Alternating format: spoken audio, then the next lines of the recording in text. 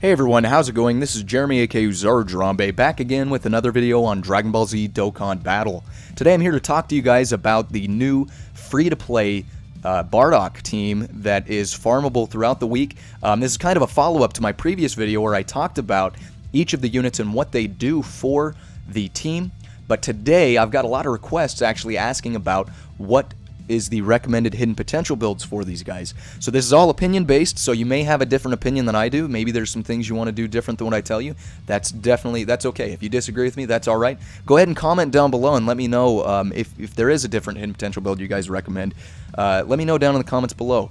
So far we've had not everybody on the team is available to farm as of the release date of this video, but if you haven't done it yet, make sure you're taking advantage of it. I'm going to be talking about when these units are available, but like I said, the main focus is going to be the hidden potential recommendations for me. So before we get into that real quick though, let you guys know I do have a Discord chat. Go ahead and jump down to my description below. Go ahead and click on that Discord chat link. Join the Discord chat and subscribe to my YouTube channel, because doing so to both will make you eligible for my thank you giveaway, which, as many of you know, I am now at 100 subscribers. So thank you so much. This is an awesome achievement, a milestone for me. I appreciate each and every one of you guys. I love each and every one of you guys supporting my content. It's awesome. So I'm going to be giving away this copy of Dragon Ball Z Kakarot on the PS4, as well as the limited edition steelbook and limited edition game art book. I'm going to be giving it 1 week, so as of the release day of this video, there's 1 week until March 28th, 2020. I will be posting on the giveaway channel in my Discord chat who the winner is. Basically what's going to happen is I'm going to go in and grab all the Discord chat usernames on Friday night, Saturday morning. I'm going to be putting all of those names into a random name picker, and one lucky winner will be walking away with all 3 of these items. And I will be doing more giveaways in the future. But we are at those 100 subscribers, so make sure you're getting in there on that Discord chat and subscribe to the YouTube channel, because that will be getting kicked off here next week. So keep in the loop. Stay tuned for more information on that. I'm super excited, and I'm happy to be giving back to you guys. So stay tuned for more information on that. But anyway, let's go ahead and hop over to the Dokkan Wiki, where we can see here, starting out and seeing the schedule for each of these units so you can farm them out. So we've only had the Facha, the Bardock, and the Shugesh available as of the release date of this video. The Borgos and the Tora will be available here soon. Once we farm them all out, we'll be able to get the LR Team Bardock, and I think this team is going to be a really fun team to run. So there you go. That's where you can get each of them, and then over the weekends you can get all of the units' hidden potential orbs, but you cannot farm the actual units themselves. So make sure you're taking advantage of this during the week if you need to actually farm copies of the unit. So anyway, let's go ahead and jump into the first unit, which is going to be the Int Facha, who has already been available. So real quick, before I talk to you guys about what the hidden potential build is, I'll let you know the things that I look at when I'm thinking about hidden potential builds. There's 3 things specifically. So your super attack, you want to see 2 parts of the super attack. Does your unit stun or seal, or do they have a chance to stun or seal in the super attack? And then do they lower or raise attack and defense? That is a deciding factor on hidden potential nodes. And then also their passive skill. Stuff in their passive skill is the other thing, obviously. I know that's kind of self-explanatory, but just to give you guys an idea of where I base some of my decisions on. So for the Facha, in her super attack, you can see here that she lowers attack and defense. So that is something that if your unit, excuse me, raises or lowers attack and defense, you want to put additional attacks in there, because you want to get multiple attacks off to try to lower or raise attack and defense, whichever one it may be. So for her, this says you want to put a little bit of additional attack in there. Her passive skill, she has defense plus 90%, and then she has a high chance of evading enemies' attack, including super attacks, and she also randomly changes key spheres to rainbow when you have Bardock on the team. So pretty much what that shows me here is, so she already has evasion in her passive, but if you want to, you can focus on a little bit of evasion as well to make her more viable for, mitigating damage, because she's going to be a tankier unit, and then also she's going to evade attacks. So I would say you want to focus on additionals first, because she will lower attack and defense of the enemy, so you can get multiple attacks off and kind of chip away at their attack and defense.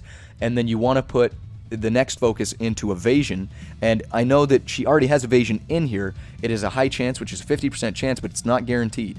So why I'm not really recommending a bunch of crit. I mean, you can put 1 or 2 nodes of crit in there if you really want to, but the reason I'm not is because she's more of a support unit for tanking and evading and kind of, you know, just chipping away at the enemy's attack and defense rather than doing a lot of damage. So putting crit in there will probably not, you won't be able to really take advantage of that too much because she's just not going to be that hard hitting of a unit.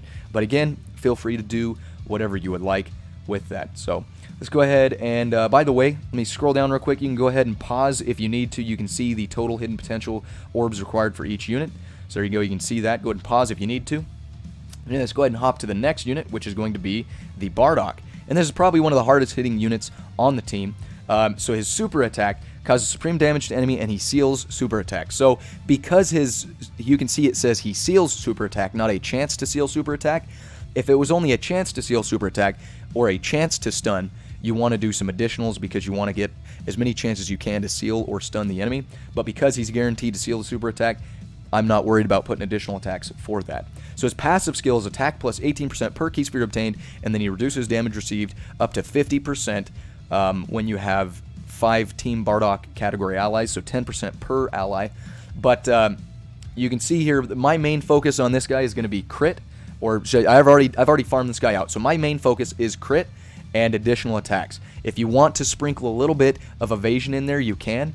Now, why I'm focusing on crit first is because he's going to be able to hit really hard with his nuking ability here, and you can put a little extra oomph to his damage that he deals out with that crit. The reason that I say to put a little bit of additional attack in there is because when you do get him with his attack stacked up when he nukes, if you can get 2 super attacks off in one turn, and then, you know, that's where that crit also comes in effect, is, you know, all 3 of those things, getting an additional attack, getting a crit, and getting him to nuke has the possibility to do a lot of damage to a unit in one turn alone. So evasion, this is my recommendation. You don't have to do this, but I always like putting a little evasion in on every unit, whether it be, you know, just 1 or 2 nodes, because I've had some events where, you know, I thought I was gonna get killed, but one of my units who I just put a couple nodes of evasion in, they were able to evade a super attack and got me through to the next turn where I could heal up or finish the event. So that's my recommendation. That's something that I like to do. Obviously, you don't have to do that, but yeah, focus on crit, then a little bit of additional attack, and then a little bit of evasion for Bardock. So here you can see all of the hidden potential orbs that are required for him. So he's probably going to be one of your hardest hitting units on the team. So let's go ahead and move on to the next unit who has been available so far, which is the Shugesh. And this is probably one of my favorite units because his passive is pretty cool, and also this is super important for the harder events, is he infinitely raises his defense, so infinite stacking on his defense. So if you have a unit who infinitely stacks attack or defense, you want to focus a lot on additional attacks because you want them to get a lot of super attacks off and raise their stats as much as possible. So for Shugesh, my main focus was additional attack. And then you look at his passive, attack and defense plus 90%, performs a critical hit when the target enemy is stunned, and then he stuns the target enemy when their super attack is sealed.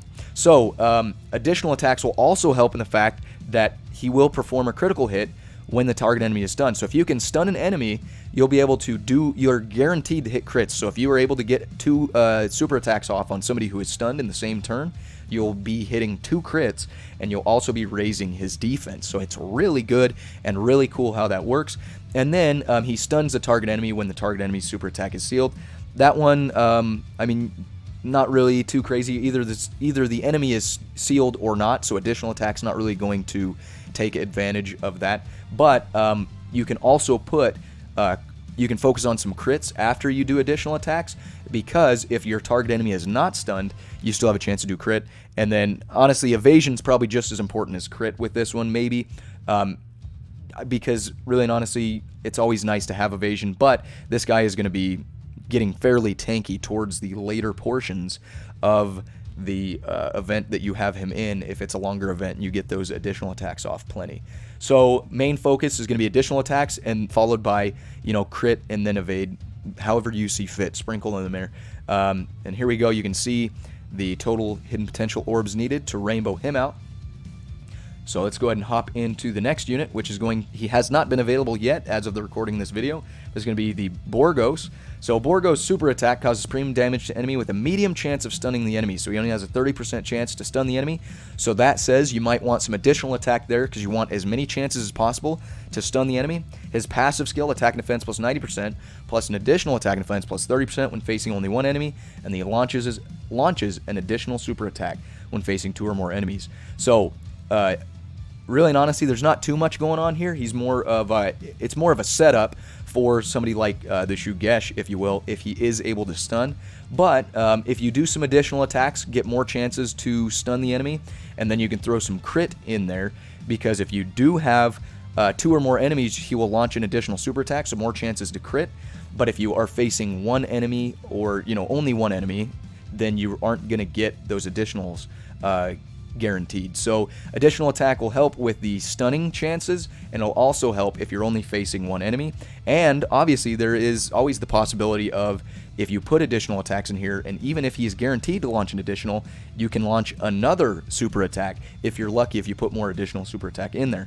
So I'd say focus on some additional attack, and then also focus on some crit, because when he launches those additional attacks, having some crit in there with it is really going to help. And then the evasion on the back end of it, again, sprinkle that in wherever you see fit. Most of the time I don't focus too much on evasion, because a lot of the times if you can get these guys stunned or sealed on their super attack, you don't really have to worry about evading. But like I said, I do like to put a couple of nodes in there on everybody. I always put at least 1 or 2 in on everybody, so they have that chance to evade. So additional attack, crits, and then evade for this guy. So here you can see the total hidden potential orbs needed for Borgos. Let's go ahead and move on to the next unit, which is going to be the Tora, who is going to be available on Tuesday. So his super attack right here, this is a big driving factor on additional attacks. He raises attack and defense, infinitely stacks attack and defense. So you want to put a lot of additional attacks in this guy, because he can be a very viable unit on the team to hit pretty hard and also tank if you can get a lot of additional attacks off with this guy. So I definitely recommend focusing a lot on additional attacks. His passive skill, all allies get Ki +2, attack and defense plus 30%, and then he recovers 10% HP whenever HP is 70% or less if you have 5 or more low-class warrior category allies on the team, which when he's run on this Team Bardock team, he will be able to take advantage of that HP recovery. So anyway, additional attacks is going to be absolutely the main thing you want to focus on this guy. Now, I don't ever do just one type of thing.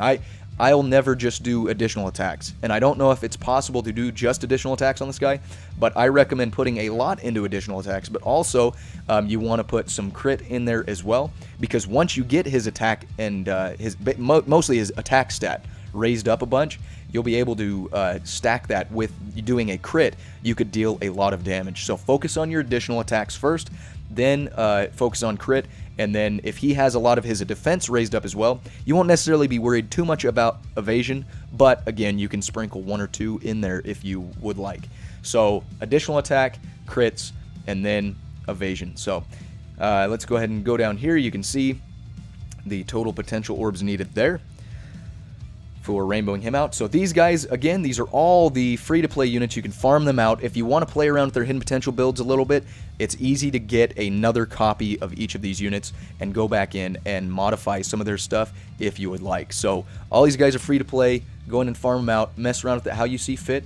But the next unit is not he's not a farmable unit, so you want to make sure, this is the drop reward, of course, so you want to make sure that you are really paying attention and really taking some thought and to what hidden potential you want to put in here, because you're not going to be able to get infinite amounts of it. So pretty much when you've got the hidden potential in there, you're going to have to spend dragon stones if you want to change it for this guy. So super attack, his 12 to 17 key is greatly raises attack for 1 turn, causes colossal damage to enemy, and then his 18 key is going to be causes mega colossal damage to enemy and raises super class allies attack by 30% for 1 turn. His passive, super class allies attack and defense plus 30%, plus you get an additional attack and defense plus 30% for Team Bardock category allies. So in both his super attack and his passive, there's not anything really specific that, shows what you want to do with hidden potential. But And the main reason for super attack, he only greatly raises attack for 1 turn, and then, you know, he raises superclass allies attack by 30% for 1 turn. So you're not going to be able to stack that. The additional attacks would be okay, but I would recommend focusing mainly on crit for this guy because he has LR stats, so he's going to have one of the highest attack stats on the team. So you want to be able to hit pretty hard with this guy. So I'd say focus on crits. Maybe do some additional attacks after that, so you can do multiple super attacks, and then, you know, you could take advantage of raising the his attack or your allies' attacks. If you do additionals, if you get a couple super attacks in, you can, you know, do a double raising on the attack stat there, but it's only going to stay for that turn. So anyway, crits is going to be the main thing, additional attacks next, and then evasion would probably be a good idea as well, because he's probably going to be a decent unit for not taking too much damage, because again, he has LR stats, but crit is the main focus here. So crit, additional attack, and then evasion. So, and then his hidden potential isn't like the other ones. You'll be using regular hidden potential orbs for rainbowing him out, or unlocking his hidden potential, I should say. So again, let me go back over here and show you. Here are the days to farm these guys out.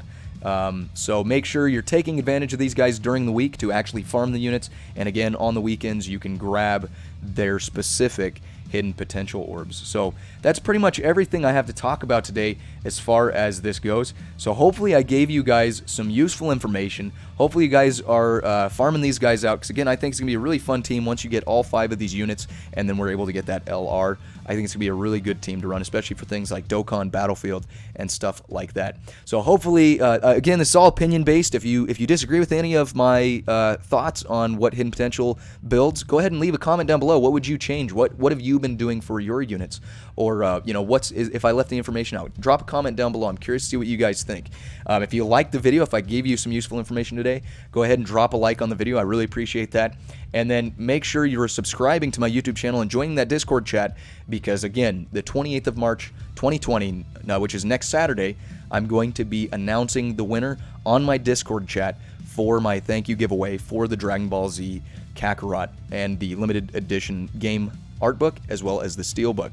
So again, thank you guys so much for all of the support thus far. We hit that 100 subscriber mark, and I'm looking forward to making plenty more videos for you guys, because I love helping you guys out. I love the positive feedback. Keep it coming, and stay tuned, because I'm super excited to kick off that giveaway. So thanks again, everyone. Thanks for checking out the video, and we'll catch you on the next one. Signing out.